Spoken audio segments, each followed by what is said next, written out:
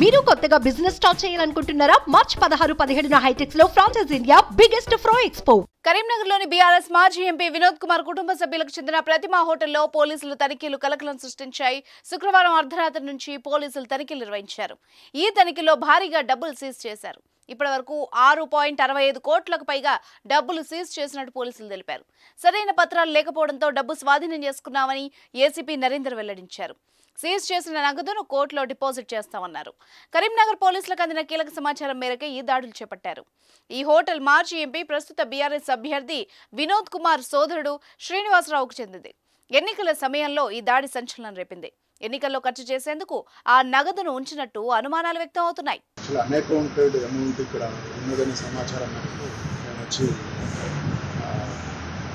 Check చేయడం జరిగింది. దాంట్లో ఆల్మోస్ట్ 6,65,00,000 రూపాయలు అన్అకౌంటెడ్ మనీ సీజ్ చేయడం జరిగింది.